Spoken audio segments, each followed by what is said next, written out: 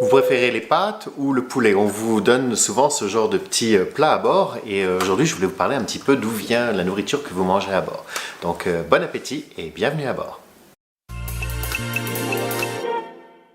Bonjour YouTube, mon nom est Victor, je suis chef de cabine pour une compagnie aérienne. Je vous souhaite la bienvenue. Aujourd'hui, comme je l'ai dit, on voulait parler un petit peu de ce que vous mangez à bord, d'où est-ce que ça vient, où est-ce que c'est préparé.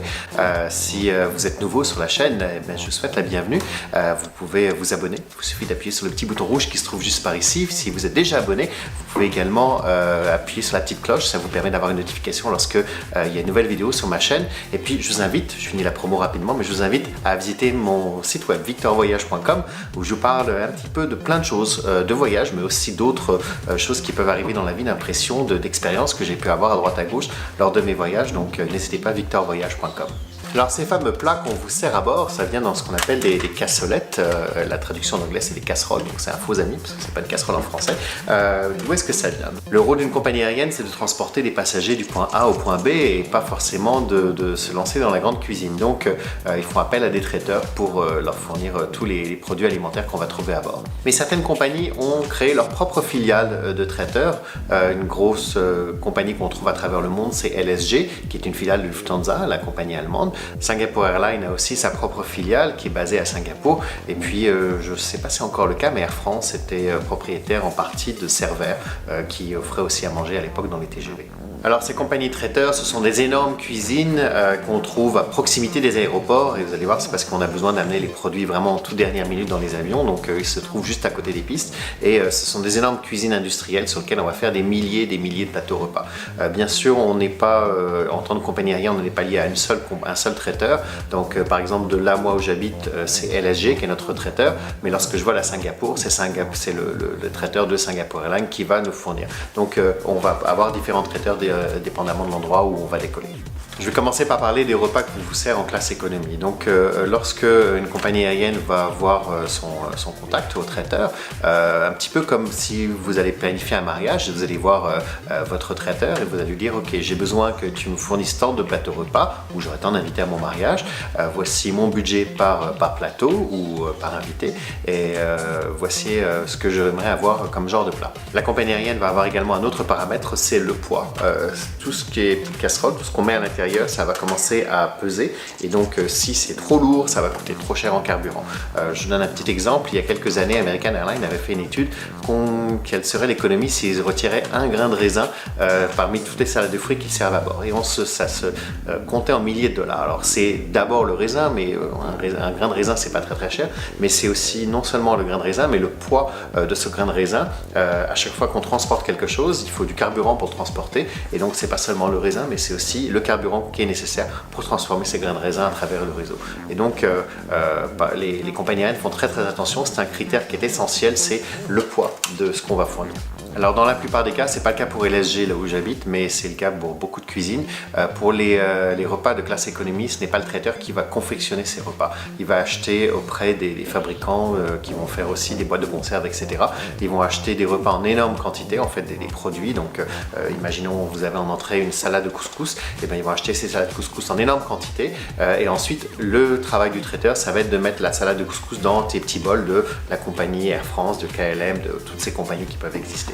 Mais ce n'est pas eux qui vont créer cette salade de couscous. Là où je travaille, c'est un peu l'inverse. Donc, si par exemple on a des pâtes à la bolognaise comme plat principal, eh bien je vais avoir quelqu'un qui va, son travail toute la journée, c'est de faire cuire des pâtes. Vous avez quelqu'un d'autre qui va toute la journée faire une sauce bolognaise et une troisième personne qui va éventuellement râper le fromage. Ensuite, tous ces ingrédients sont amenés devant une chaîne de fabrication. Et là, vous avez une personne qui va mettre les pâtes, ensuite une autre personne qui va mettre une certaine louche, une certaine quantité de sauce bolognaise et une certaine personne qui va mettre la garniture au-dessus. Ensuite, une autre personne va mettre le papier aluminium, va les mettre dans des petits plateaux qui sont faits pour être insérés dans les fours et ça va s'en aller dans une chambre où ça va être refroidi. Les plats sont refroidis très rapidement, ce qui ensuite vont être mis dans une chambre froide et on a 24 heures pour les consommer. Ensuite de cette chambre froide, les plateaux repas et les casseroles vont être acheminés par des camions réfrigérés à l'avion et être mis directement dans les frigos de nos galets, de nos cuisines, ou dans le cas des plats chauds, ils vont être mis directement dans les fours et ça va être fait pas longtemps avant l'embarquement, ce qui fait qu'en général, le plat va revenir à température ambiante le temps de l'embarquement et le temps du décollage. Et dès qu'on a décollé, on va allumer les fours et commencer à finir la cuisson. Donc les plats sont déjà pré-cuits, mais pas complètement, on va terminer la cuisson à bord. Si maintenant on parle un petit peu des cabines premium, donc par là je vais entendre premium économie, classe affaires, première classe, etc. Vous avez des plats un petit peu plus élaborés qui sont proposés puisque ces clients ont payé beaucoup plus cher. Donc voici le menu d'Air Canada, c'est un ancien menu que j'avais gardé. Et bien souvent les compagnies aériennes vont faire appel à un chef de renommée nationale ou internationale qui va confectionner certains des plats, pas tous les plats, mais il va en avoir au moins 2 sur les options du menu. Donc au Canada, au moment où j'avais pris ce menu, c'était David O'Course qui est un chef qui est basé à Vancouver et qui a confectionné certains plats que je vais trouver à l'intérieur du menu. David va concevoir la recette, va donner toute la formation auprès des services de traiteurs, que ce soit en personne sur certaines villes ou par système de vidéo, etc., pour que le traiteur puisse faire répliquer exactement le même repas que David a confectionné dans sa cuisine. Une autre différence, lorsqu'on arrive à bord, tous les éléments ne sont pas cuits ensemble, puisque tout ne vient pas dans une casserole, tous les éléments viennent séparément, donc ce qu'on appelle dans des kit sets. Donc si par exemple vous avez une pièce de bœuf et puis vous avez des asperges et je sais pas moi une petite purée sur le côté, eh bien les 3 vont être cuits individuellement. On ne cuit pas la même durée une pièce de bœuf et des asperges. Donc la personne qui va travailler dans le galet, donc là où je travaille on appelle ça un galet spécialiste, son travail ça va être de cuire tous les éléments séparément pour la bonne température, pour la bonne durée. Ensuite aller assembler tous ces produits directement sur les assiettes et respecter une présentation qui a été définie par le chef ou par le service culinaire de la compagnie aérienne. Si vous allez vous retrouver avec des plats qui sont très très beaux, des plats de grands chefs, une chose importante à savoir, parfois j'entends des gens dire « Oh, ce vin il est vraiment moyen » alors que je l'avais pris la dernière fois, il était très bon.